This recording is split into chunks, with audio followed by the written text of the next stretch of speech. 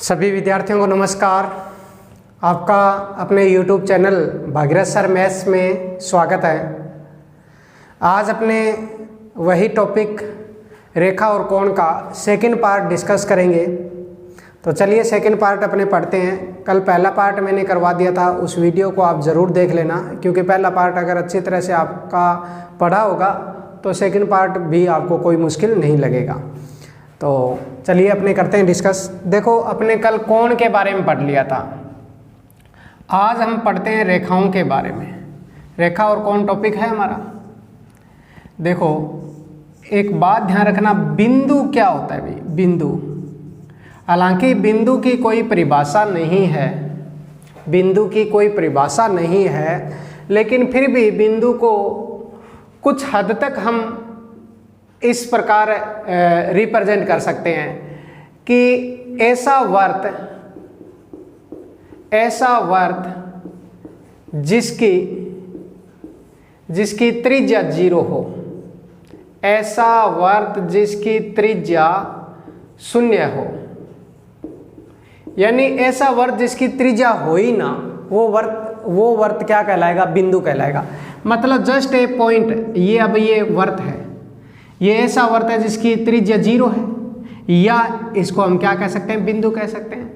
या हम कह सकते हैं कि जिसकी लंबाई, चौड़ाई और ऊंचाई ना हो, ऊंचाई न हो, ठीक है, जिसकी लंबाई, चौड़ाई और ऊंचाई ना हो। यानी ये जैसे पॉइंट है तो इसमें न तो लंबाई है इसकी, न चौड़ाई है, यानी लंबाई भी 0 है, चौड़ाई भी 0 है और ऊंचाई भी क्या है? 0 है। यानी जिसमें लंबाई, चौड़ाई, ऊंचाई ना हो, यानी लंबाई, चौड़ाई, ऊंचाई रहित, लंबाई, चौड़ाई, ऊंचाई रहित जो है उसको हम क्या कह सकते हैं? बिंदु कह सकते हैं। या ऐसा वर्त जिसकी त्रिज्या क्या हो? 0 हो। ऐसा वर्त जिसकी त्रिज्या क्या हो? 0 हो, उसको हम क्या कहेंगे भाई? बिंदु कहेंगे। क्या कहेंगे? बिंदु कहेंगे। समझ गए बात आप?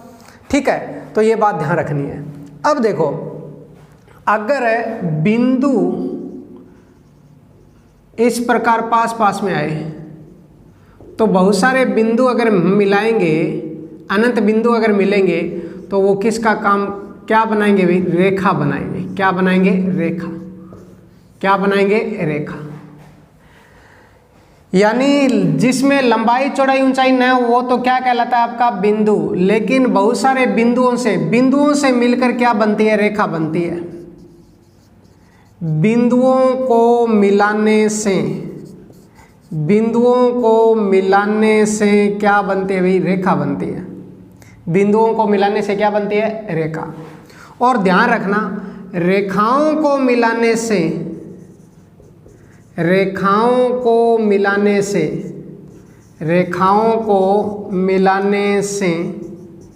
समतल बनता है। क्या बनता है? समतल बनता है, यानी पृष्ठ बनता है। समतल बनता है या पृष्ठ बोल सकते हो।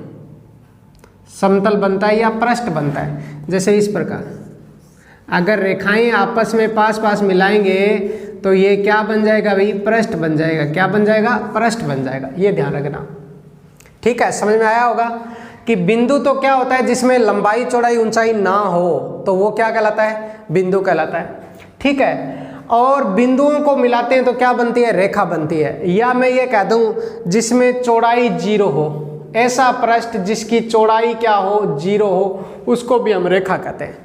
ऐसा पृष्ठ जिसकी चौड़ाई 0 हो, यानी जिसमें चौड़ाई न गिनने योग्य हो, नगण्य हो, चौड़ाई न हो जिसमें, तो वो रेखा कहलाती है। या बिंदुओं को मिलाने से रेखा बनती है, ठीक है? और रेखाओं को मिलाने से क्या बनता है भाई? समतल बनता है या पृष्ठ बनता है, प्लेन बनता है।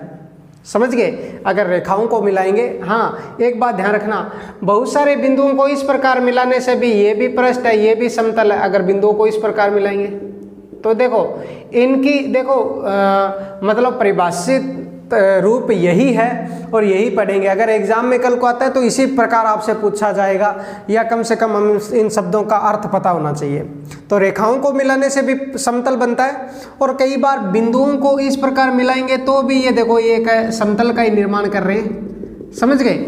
लेकिन बिंदुओं को मिलाने से रेखा भी बनती है और रेखाओं को मिलाने से समतल भी बनता है। तो ये बात आपको ध्यान रखनी है, समझ गए? यहां तक समझ में आ गया होगा आपको, ठीक है। अब देखो बिंदु है ना, ये भी दो प्रकार के होते हैं, बिंदु होते हैं ये भी दो प्रकार के होते हैं, बिंदु है ये भी दो प्रकार के होते हैं। देखो एक तो आप क्या पढ़ोगे, एक तो आप पढ़ते हो संरेख बिंदु, संरेख बिंदु कोलाइनर, और एक असंरेख, असंरेख बिंदु, असंरेख बिंदु, कोलाइनर और अनकोलाइनर। संरेख बिंदु क्या होता है, अगर तीन बिंदु एक ही लाइन के हो, यानी एक सीधी लाइन में हो, तो उसको हम संरेख बिंदु कहते हैं। क्या कहते हैं? संरेख बिंदु कहते हैं। और ध्यान रखना, संरेख बिंदुओं, संरेख बिंदुओं से बने त्रिभुज का क्षेत्रफल 0 होता है। बने त्रिभुज का क्षेत्रफल सदैव 0 होता है, सदैव 0 होता है। संरेख बिंदुओं से बने त्रिभुज का क्षेत्रफल क्या होता है? सदैव 0 होता है। देखो असंरेख अगर बिंदु है, यानी अलग अलग जगह है, तो आप बताओ असंरेख बिंदु किस आकृति का निर्माण करते हैं? त्रिभुज का। तीन बिंदु अगर असंरेख है तो वो कौन सी आकृति का निर्माण करेंगे? त्रिभुज का। तो आप कहोगे यहाँ तो त्रिभुज बना ही नहीं, तीन बिंदु को मिलाने से यहाँ त्रिभुज कहाँ बना है? त्रिभुज नहीं बना, तभी तो क्षेत्रफल 0 है, तभी तो क्षेत्रफल 0 है, क्योंकि त्रिभुज संरेख बिंदु से बनता नहीं, यानी एक सीधी लाइन बन जाती है। इसलिए ध्यान रखना, संरेख बिंदु और असंरेख बिंदु, ये भी ध्यान रखना है। असंरेख बिंदुओं को मिलाने से हमेशा कौन सी आकृति बनती है? त्रिभुज की आकृति बनती है। और संरेख बिंदुओं से आपको पता है, एक लाइन के जो तीन बिंदु अगर एक सीधी लाइन में, तो वो संरेख बिंदु कहलाएंगे। और संरेख बिंदु से बने त्रिभुज का क्षेत्रफल सदैव क्या होता है? 0 होता है। तो ये बात भी आप ध्यान रखोगे। समझ में आ गई बात? ये यहाँ तक समझ में आ गया, ठीक है? तो ये आप ध्यान रखना। उसके बाद देखो, उसके बाद आपको क्या ध्यान में रखना है? जैसे संरेख बिंदु पढ़ा आपने और असंरेख बिंदु पढ़ा, एक आप पढ़ते हो प्रतिच्छेद बिंदु, प्रतिच्छेद बिंदु, ये नाम भी पढ़ा होगा आपने, ये नाम भी पढ़ा होगा। देखो अगर दो या दो से अधिक लाइनें, दो या दो से अधिक, दो या दो से अधिक रेखाएं, अधिक रेखाएं जिस बिंदु से गुजरती है, जिस बिंदु से गुजरती है, जिस बिंदु से गुजरती है उसे प्रतिच्छेद बिंदु कहते हैं। क्या कहते हैं? उसे प्रतिच्छेद बिंदु कहते हैं। यानी ध्यान रखना, अगर कोई बिंदु से दो लाइनें भी गुजरे, जैसे दो भी गुजर जाए या दो से ज़्यादा कितनी गुजरे, तो उसको हम प्रतिच्छेद बिंदु कहते हैं। क्या कहते हैं? उसको हमें प्रतिच्छेद बिंदु। और ध्यान रखना, ये अब रेखाएं हैं ना, ये सारी की सारी जो रेखाएं हैं, ये जो रेखाएं हैं, ये क्या कहलाएगी आपकी? ये आपकी कहलाएगी संगामी रेखाएं। इन रेखाओं को अब, ये जो रेखाएं हैं ना, यानी प्रतिच्छेद बिंदु से गुजरने वाली रेखाएं, प्रतिच्छेद बिंदु से गुजरने वाली रेखाओं को, प्रतिच्छेद बिंदु से गुजरने वाली रेखाएं संगामी रेखाएं कहलाती हैं। गुजरने वाली रेखाएं संगामी रेखाएं कहलाती है, संगामी रेखाएं कहलाती है, ठीक है? यानी दो या दो से अधिक रेखाएं जिस बिंदु से गुजरे उसको तो हम प्रतिच्छेद बिंदु कहेंगे भाई। और प्रतिच्छेद बिंदु से गुजरने वाली रेखाओं को हम क्या कहेंगे? संगामी रेखाएं कहलाएंगे। समझ गए? तो ये बातें अपने छोटी छोटी है, ये सभी पता होनी चाहिए, क्योंकि एग्जाम का कोई पता नहीं कहाँ से कौन सा क्वेश्चन पूछ ले। समझ गए? तो शायद आपने ये चीज़ें नहीं पढ़ी होगी, मैं दावे के साथ ये बातें कह सकता हूँ, ठीक है। तो आप इनको जो वीडियो मैं बना रहा हूँ इसको ज़्यादा से ज़्यादा शेयर किया करो अपने साथियों को, क्योंकि ये टॉपिक है, ये रीट लेवल फर्स्ट और रीट लेवल साइंस मैथ वाले स्टूडेंट्स के लिए तो बहुत इंपॉर्टेंट है। बाकी अगर आप ज्योमेट्री पढ़ना चाह रहे हो या आपके सिलेबस में ज्योमेट्री है, ज्यामिति है, तो ये टॉपिक तो आपका उसका रीढ़ की हड्डी है, क्योंकि रेखा और कोण अगर टॉपिक आपको आता है तो ही आपको ये आगे ज्योमेट्री, त्रिभुज है या चतुर्भुज है या वर्त की ज्यामिति है तो वो सीख पाएंगे। समझ गए बात ये? तो देखो अब हम पढ़ रहे हैं रेखाएं। क्या पढ़ रहे हैं? रेखाएं। रेखाएं देखो, एक का तो नाम होता है वक्र रेखाएं, कर्व लाइन बोलते हैं जिसको, वक्र रेखाएं। समझ गए? एक तो हम क्या बोलते हैं? वक्र रेखाएं। उसके बाद आपको क्या ध्यान में रखना है? संगामी रेखाएं, संगामी रेखाएं, कनक्यूट लाइन, संगामी रेखाएं। तीसरी है सरल रेखा, स्ट्रेट लाइन, सरल रेखाएं। समझ गए? फिर है समांतर रेखाएं, ठीक है, पैरेलल लाइन जिसको बोलते हैं। और फिर है तिर्यक रेखाएं, तिर्यक रेखाएं या हम प्रतिच्छेदी रेखा बोलते हैं, प्रतिच्छेदी रेखाएं,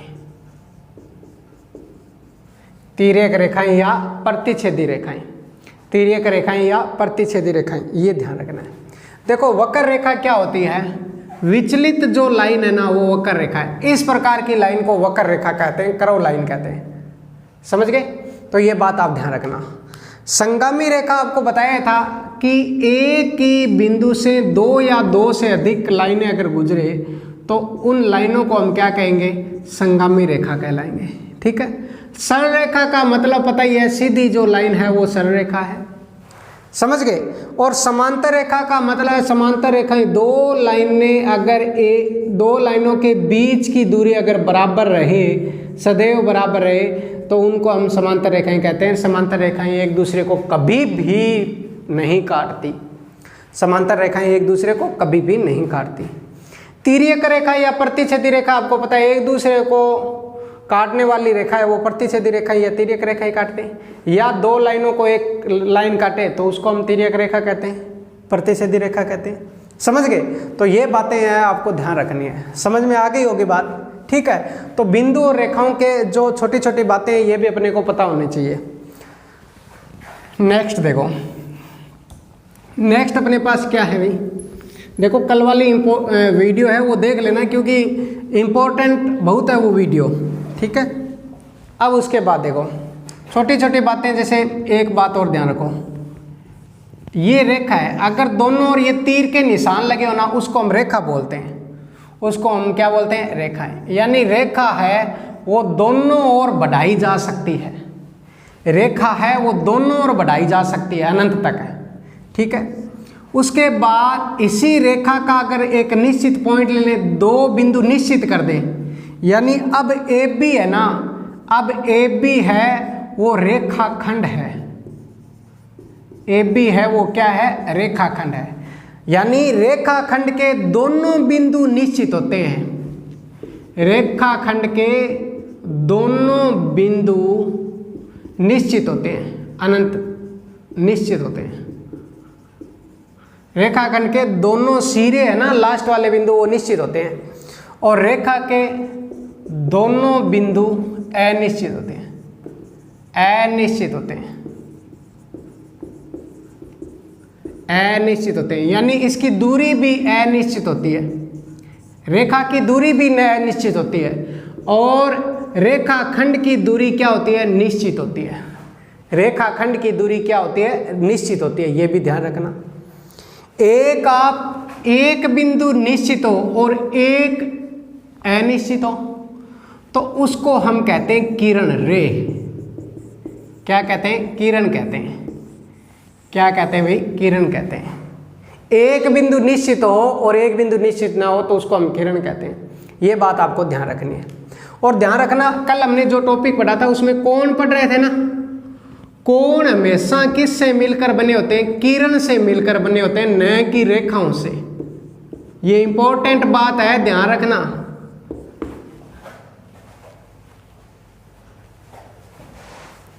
दिखाई दे रही है?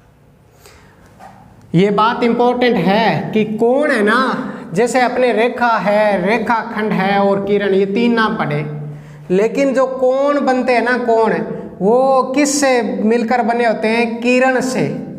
ये ध्यान रखना, कोण है ना, कोण है वो किन से बनते हैं? किरण से बनते हैं। क्योंकि देखो इसका एक बिंदु तो निश्चित है, एक क्या है? अनिश्चित है। तो ये कोण का निर्माण है ना, कोण का निर्माण ये कौन करते हैं? किरण करते हैं। समझ गए? तो ये बातें आपको ध्यान रखनी है। अब देखो रेखाओं में इंपॉर्टेंट रूल भी आपको थोड़ा ध्यान रखना है।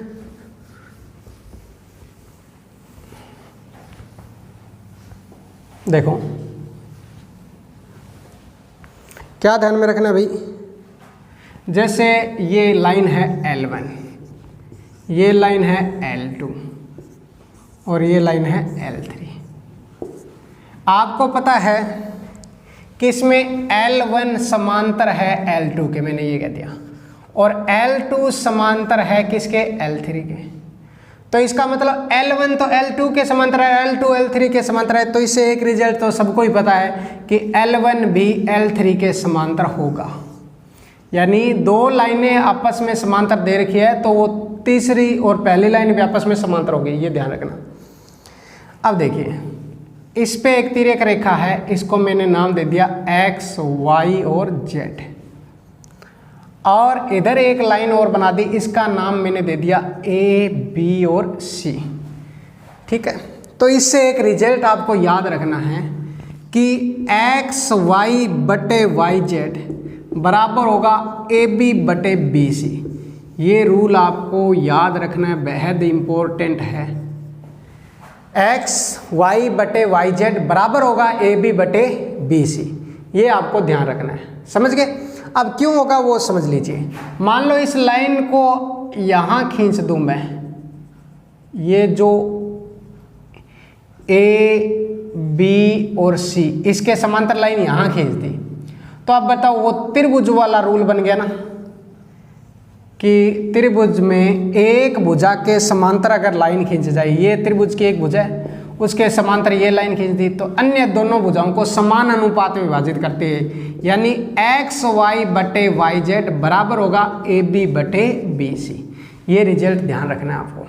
ठीक है, इससे कई बार क्वेश्चन आ जाता है इस प्रकार। मान लो आपको ये दिया होगा तीन लाइनें, ये कहीं भी लाइन दे रखी हो आपको, ये आपको A, B और C, ये 8 दे दी, ये 4 दे दी, यहाँ पे 6 लिखा है, यहाँ पे X, और आपको कहेगा X का मान ज्ञात करो, तो आप आराम से ज्ञात कर दोगे। 8 बटे 4 बराबर 6 बटे X, 4 से कट गया 2 पे और 2 से ये 3 पे कटेगा, तो X का मान आ जाएगा यहाँ पे 3। इस प्रकार का क्वेश्चन आपसे पूछ सकता है। समझ गए आप बात? ये तो ये आपको रेखा कोण की जो थ्योरी है वो यहाँ पे कंप्लीट हो जाती है। नेक्स्ट वीडियो में मैं रेखा और कोण टॉपिक के क्वेश्चन कराऊंगा, और मैंने आपको जैसा बताया था कि ये बुक आपके पास होनी ज़रूरी है, सबके पास ये वाली बुक होनी चाहिए। और मेरा जो टेलीग्राम चैनल है